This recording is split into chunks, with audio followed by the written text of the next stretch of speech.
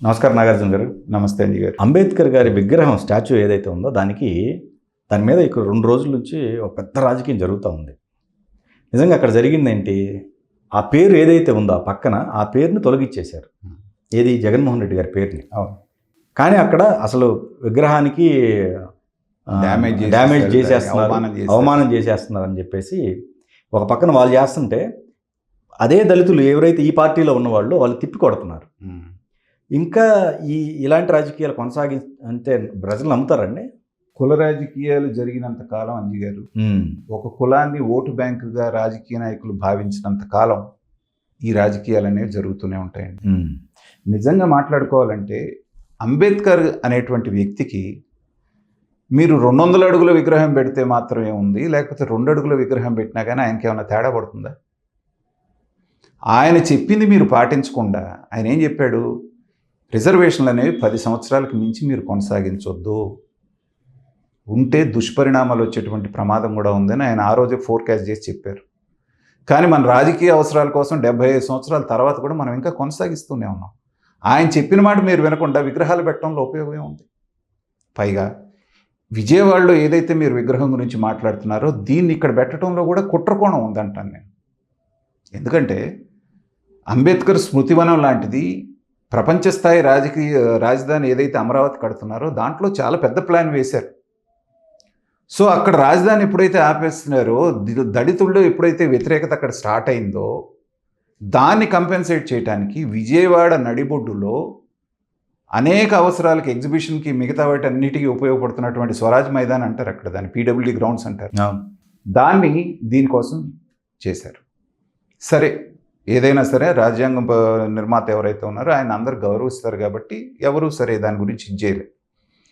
కానీ ఆయన పేరు ఏదైతే ఉందో దాని కింద అంతకంటే పెద్ద పేరులాగా ఆయనతో సమానమైన పేరు జగన్మోహన్ రెడ్డి గారు రాయించుకుంటూ ఉంటే ఆయనకి పేర్లు పిచ్చి, ఫోటోలు పిచ్చి, దాని మీద మిగతా రంగులు పిచ్చి ఎలా ఉందో మనకు తెలుసు. ఎక్కడైనా ఒక శంకుస్థాపన చేస్తే దానికి ఒక శిలాఫలకం వేస్తారు, ఒక ప్రారంభోత్సవం చేస్తే ఆ పక్కన ఒక శిలాఫలకం ఉంటుంది, పలానా ఆయన ప్రారంభించారు దీన్ని అనేది, అది ఉన్ననాళ్ళు ఉంటుంది. అలా కాకుండా ఇది ఎంతకాలం ఉంటే ముందు నన్ను చూసే తర్వాత అంబేద్కర్ గారిని చూడాలన్నట్టుగా పేరు రాసుకోవటం అనేటువంటిది సహజంగానే చాలామందికి నచ్చలేదు. మీరు అన్నటువంటి ఆ దళిత సామాజిక వర్గంలోనే కొంతమందికి నచ్చలేదు. ఇదేంటి, మా ఆయన పేరు కంటే ఈయన పేరు పెద్దగా కనపడేటట్టుగా ఉందన్నారు, ఎవరో చేశారు, దాని గురించి డ్యామేజ్ చేశారు. జగన్మోహన్ రెడ్డి గారి భాషలోనే చెప్పాలంటే అది ఆయన తిడితే నచ్చిన వాళ్ళు వెళ్ళి కేంద్ర కార్యాలయం మీద బీపీ వచ్చిన వాళ్ళు ఎలా అయితే దాడి చేశారో అలాగే అంబేద్కర్ గారి దగ్గర అంత పెద్ద పేరు రాయటం ఇష్టం లేనటువంటి బీపీ వచ్చిన వాళ్ళు ఎవరో చేసుంటారని మనం అనుకోవచ్చు. కానీ ఈయనకున్నటువంటి ఈ పేర్లు పిచ్చి, ఈ కీర్తి కండూతి అంటారు దీన్ని, అన్ని బిల్డింగ్లకు, గవర్నమెంట్ బిల్డింగ్లకు నా రంగులు వేయాలి, పాస్ పుస్తకం మీద నా బొమ్మ ఉండాలి, సర్వేరాళ్ల మీద నా బొమ్మ ఉండాలి అనేటువంటి ఒక పిచ్చితో ఎన్ని వేల కోట్ల రూపాయల ప్రజాధనాన్ని దుర్వినియోగం చేశాడనేటువంటిది ఒక్క బిల్డింగ్ రంగుల విషయంలోనే 1300 కోట్లు వేయడానికి, 1300 కోట్లు తీయటానికి పట్టిందని చెప్పేసి మనకు లెక్కలు చెప్తున్నాయి. సార్, ఇప్పుడు ఒక చిన్న డౌట్ సార్, ఇప్పుడు ఈ అప్పు ఉంది చూసారా, ఈ అప్పు అసలు ప్రజలు ఎందుకు తీర్చాలి? మన రాజ్యాంగం అలా ఏడ్చింది కాబట్టి. అలా ఎందుకు ఏడవాలి అంటే అధికారంలోకి వచ్చిన వాడు ఈ మోనార్క్ లాగా ప్రవర్తిస్తే ఇలాగే ఉంటుంది. మరి అదే దాన్ని మార్చుకోవాల్సిన బాధ్యత కూడా సమాజానిదే కదా. ఒక వ్యక్తి వల్ల, లేకపోతే ఒక 10 మంది వ్యక్తులు, లేకపోతే ఒక 100 మంది వ్యక్తులు పిచ్చి మూలన 1 కోటి మంది, లేకపోతే 2, అంతే కదండి. అంతే కదా. మరి ఇప్పుడు దీన్ని అంతా ఎవరు భరిస్తున్నారు? మనందరం భరిస్తున్నాం. కాబట్టి ఏంటంటే ఎన్నుకునేటప్పుడే ఆ నాయకుడు అనేటువంటి వాడు రాజ్యాంగాన్ని గౌరవిస్తాడా లేదా, ఇతని ట్రాక్ రికార్డ్ ఏంటి, 16 నెలలు జైల్లో క్రిమినల్ కేసుల మీద ఉండి వచ్చినటువంటి వ్యక్తిని ఎన్నుకున్నప్పుడే ఈ రాష్ట్ర ప్రజలు, ఆంధ్ర రాష్ట్ర ప్రజలు దీనికి దే డిజర్వ్ ఇట్ అనేటువంటిది వాళ్ళు డిసైడ్ చేసుకోవాలి. ఎందుకంటే అందరుగా ఒక క్రిమినల్ ఇప్పుడు ఒక 40%, 50% అనుకోండి, రిమైన్ పార్ట్ అనుకోలేదు. ఖచ్చితంగా వాళ్ళది కూడా తప్పు అంటున్నాను నేను. ఎలాగంటే కేవలం పథకాలకి అట్రాక్ట్ అయ్యేటువంటి వాళ్ళు మాత్రమే ఓటింగ్ వేసి డిసైడ్ చేసేటట్టుగా చేసింది ఎవరు? మీరు. మిగతా 20% ఇంట్లో వండుకోవటం మూలనే కదా ఈ దౌర్భాగ్యం వచ్చింది. జగన్మోహన్ రెడ్డి గారు గెలిచింది 10% ఓట్లతోటే కదా. ఈ రానటువంటి 15% వచ్చేసి మీరు నిజంగా మార్చాలి ఇలాంటివన్నీ తప్పులు అనుకున్నప్పుడు మీరు వేసుంటే అసలు గొడవ లేదుగా. కాబట్టి ప్రజలది కూడా తప్పు ఉంది. సో ఇలాంటి సందర్భంలో వచ్చినప్పుడు ఏంటంటే వ్యక్తుల కంటే మేము గొప్పవాళ్ళం, లేకపోతే వ్యవస్థల కంటే వ్యక్తులం గొప్పవాళ్ళం అనే ఫీలింగ్ వచ్చినప్పుడే మనం చరిత్రలో ఎంతోమందిని చూసాం. అంజి గారు, కొన్ని వందల మంది, వేల మంది చక్రవర్తులు, రాజులు ఉన్నారు. చరిత్రలో మనం ఎవరి గురించి గొప్పగా చెప్పుకుంటున్నాం? ఒక్కొక్క శివాజీ గురించి, లేకపోతే ఒక 3-4 రాజుల గురించే మనం చెప్పుకుంటాం. ఎందుకు? వీళ్ళు ప్రజల్ని హింసించి పాలించారని కాదు, చక్కటి పాలన చేశారు, ఒక మంచి పని చేశారు అనేటువంటి దాంతో. మిగతా రాజులు, చక్రవర్తులు అందరూ ఎక్కడ పోయారు? ఎవరు గుర్తులేదే. అలాగే ఇది జగన్మోహన్ రెడ్డి గారు ఎన్నాళ్ళు గుర్తుంటారు ప్రజలకి? ఒక ఎన్టీ రామారావు గారు ఉన్నారు, ఆయన ఏదో మంచి పని చేశారు కాబట్టి చనిపోయిన ఇన్నాళ్ళు గుర్తుపెట్టుకున్నారు. పార్టీ అధికారంలో ఉంది లేదు, పార్టీ ఉంది కాబట్టి గుర్తుపెట్టుకుంటున్నారు. తర్వాత ఏమవుతుందో ఎవరికి తెలియదు. అదే రాజశేఖర రెడ్డి గారిని కొంతమంది గుర్తుపెట్టుకుంటున్నారు. ఎల్లకాలం నేను రాతి మీద ఉంటేనో లేకపోతే ఈటి మీద ఉంటేనో మనసుల్లో ఉండాలి, కానీ ఇలాంటి వాటి మీద ఉంటే నువ్వు పోయిన తర్వాత ఇప్పుడు ఏం చేస్తున్నారు? పీక్ అవతల బారేస్తున్నారు. మీ నాన్నగారు విగ్రహాలు బడగొడుతున్నారు, లేకపోతే ఎన్టీఆర్ యూనివర్సిటీకి పెట్టిన పేరుని కాలుతో దాన్ని పగలగొట్టారు. ఇది కాదు కదా చేయాల్సింది. కాబట్టి ఏంటంటే అతను చేసినటువంటి పనులకి ప్రతిఫలమే ఇది అంటున్నారు. మీరు రాజ్యాంగ నిర్మాత ఎవరైతే ఉన్నారో ఆయన అలాగే గౌరవించి మీ పేరును శిలాఫలకానికే పరిమితం చేస్తుంటే ఇవాళ ఈ సంఘటన జరిగేది కాదు. అయితే దీని వెనకాల ఉన్న కుట్ర కూడా మీరు ఆలోచించాలి. ప్రతి చిన్న విషయాన్ని తీసుకొచ్చి ఈ జరిగినటువంటి దాన్ని అసలు అంబేద్కర్కే అవమానంగా జరిగినట్టుగా వాళ్ళు మాట్లాడటం అంటే ఏంటంటే మళ్ళీ బ్రాండ్ ఆంధ్రప్రదేశ్ని దెబ్బతీయడానికి ప్రయత్నం జరుగుతోంది. ఇక్కడ దళితుల మీద దాడి జరుగుతుంది, అంబేద్కర్ మీద దాడి జరుగుతుందని మళ్ళీ నేషనల్ మీడియాలో వాళ్ళు ప్రచారం చేయాలనేటువంటి భావన కూడా వాళ్ళకు ఉంటుంది. ఇది రాష్ట్రానికి ప్రమాదం అంటున్నాను. దీన్ని చూసి నిరోధించవలసిన బాధ్యత ప్రభుత్వం మీద ఉంది. ఖచ్చితమైనటువంటి చర్యలు తీసుకొని ప్రజలకు ఎక్స్ప్లెయిన్ చేయాల్సిన బాధ్యత కూడా ప్రభుత్వం మీద. ఇప్పుడు మీరు అన్న దాంట్లో సార్, ఇంతకు ముందు ఇదే విషయంలో రాజద్రోహం అనేది ఇంప్లిమెంట్ చేశారు. సో మరి డెవలప్మెంట్ని ఆపినప్పుడు అదే ఇంప్లిమెంట్ చేయండి అని కొందరు అభిప్రాయం పడుతున్నారు. కరెక్టే, కానీ రాజద్రోహం అనే చట్టమే అర్థం లేని చట్టమే. అవునవును, అంటే డెవలప్మెంట్. దాని బదులు మీరు ఖచ్చితంగా లీగల్ నోటీసులు ఇవ్వండి, వాళ్ళకి చర్య తీసుకుని బ్రాండ్ ఇమేజ్ని ఎందుకు దెబ్బతింటున్నారు? 36 మందిని మా వాళ్ళని చంపేశారు అన్నారండి. 36 మంది పేర్లు ఏవి అనేటువంటిది అడిగారే కానీ దాని మీద తప్పుడు సమాచారం ఇచ్చినందుకు చర్యలు ఎందుకు తీసుకోలేదు? లీగల్ నోటీసులు ఇవ్వాలి జగన్మోహన్ రెడ్డి గారికి. రాష్ట్ర ప్రభుత్వం మీరు తప్పుడు ప్రచారం చేసినందుకు దీనికి సమాధానం చెప్పండి, లేకపోతే క్రిమినల్ యాక్షన్ మీ మీద తీసుకుంటాం అనేటువంటిది ఒక నోటీస్ ఇస్తే సరిపోయేది కదా. ఆ ధైర్యం ఈ గవర్నమెంట్ చేయటం లేదు. కాబట్టి వాళ్ళు నోటికి వచ్చినట్టల్లా మాట్లాడుతున్నారు. మీరు ఎత్తి లోపల వేయాల్సిన పని లేదు. లీగల్ నోటీసుల ద్వారా చట్ట ప్రకారంగా చర్య తీసుకుంటామని తెలియజేయడం ద్వారా అది ప్రజలకు చెప్పండి. మీరు చర్య తీసుకుంటారో తీసుకోరో తర్వాత సంగతి. ఓకే.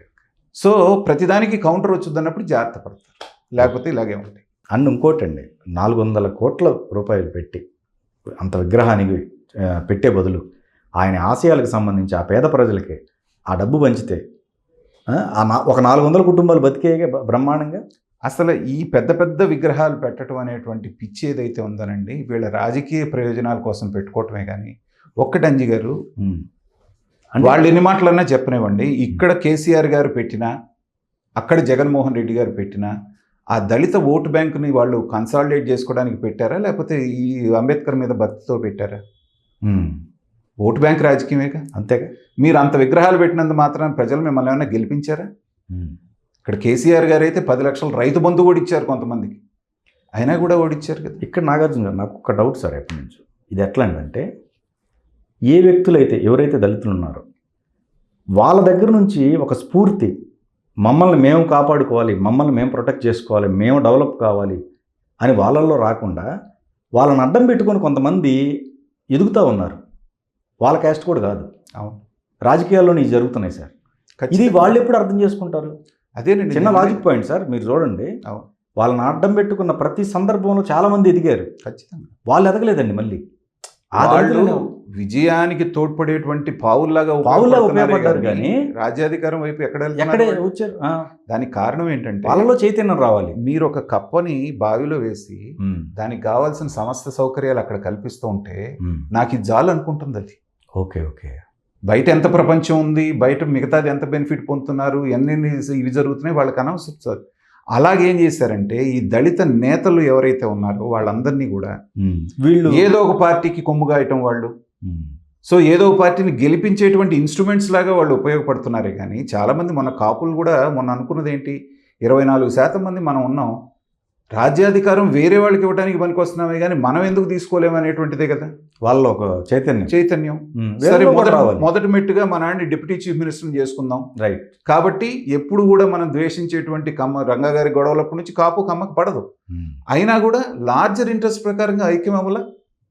మరి అలాగే దళితుల్లో కూడా ఐక్యత వచ్చి వచ్చి సాలిడ్గా మొన్నటి దాకా వీటి కోసం వర్గీకరణ కోసం వాళ్ళు కొట్టుకునే కదా అందరికీ లోకు అయిపోయారు. అవును.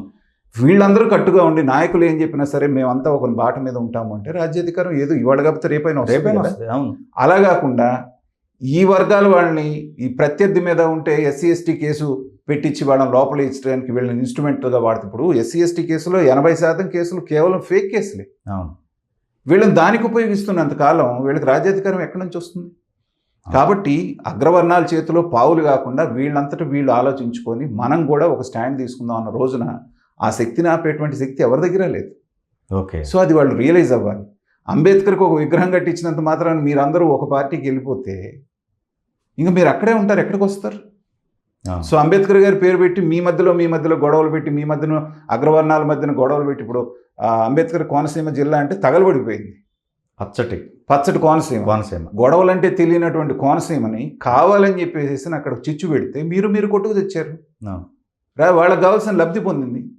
కాబట్టి ఇది మీరు రియలైజ్ కానంత వరకు ఇలాగా ఆయన పేరు తీసేస్తే దాన్ని మొత్తం ఆ విగ్రహానికే అవమానం జరిగిందనేటువంటి కథలన్నీ చెప్తుంటారు. ఆ కథలకు మీరు ప్రభావితం అయితే మాత్రం ఎవరు మిమ్మల్ని రక్షించలేరు.